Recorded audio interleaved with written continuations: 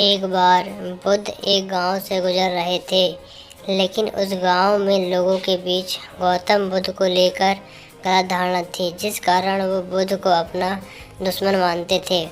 जब उस गांव में बुद्ध आए तो गांव वाले उन्हें भला भला बुरा कहने लगे और बददुआएं देने लगे, लेकिन इसके बावजूद भी बुद्ध गांव वालों की बात शांति से और मुस्कुराकर चुपचाप सुनते रहे। गांव वालों ने देखा कि उनकी बातों का बुद्ध पर कोई असर नहीं हो रहा है। वे विनम्रता से उनकी बातें सुन रहे थे। गांव वाले जब बोलते बोलते थक गए तो आखिर में बुद्ध ने कहा कि यदि आप सभी बातें समाप्त हो गई हों तो मैं प्रस्थान करूं। बुद्ध की बातें सुनकर गांव वाले हैरान रह गए, लेकिन उस भीड़ में एक व्यक्ति ने बुद्ध से कहा, हमने तुम्हारी कोई प्रशंसा नहीं की है, हम तुम्हें बद्दुआएं दे रहे हैं, क्या तुम्हें इससे कोई फ़र्क नहीं पड़ता? बुद्ध मुस्कुराते हुए बोले, जाओ, मैं आपकी गालियाँ या बद्दुआओं को नहीं लेता। अमृतवाणी।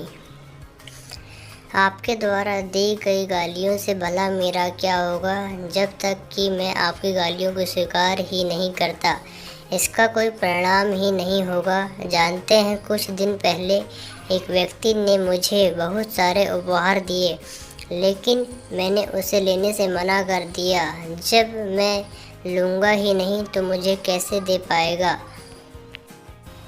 बुद्ध ने पूछा, बताइए, अगर मैंने उपहार नहीं लिया तो उपहार देने वाले व्यक्ति ने क्या किया होगा? भीड़ में से किसी ने कहा, व्यक्ति ने अपने उपहार को अपने पास रख लिया होगा। बुद्ध ने कहा, मुझे आप सब पर इसलिए दया आती है क्योंकि मैं आपकी इन गालियों को लेने में असमर्थ हूँ और आपकी ये गालियाँ आपके पास ही रह जाएंगी।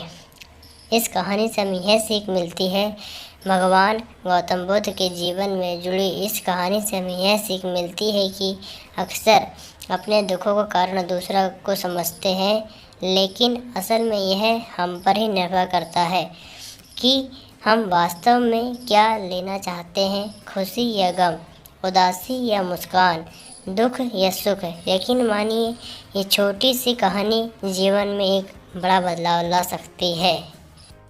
महात्मा गौतम बुद्ध की कहानी सुनने के लिए चैनल को सब्सक्राइब करें और कमेंट में बताएं कहानी कैसी लगी।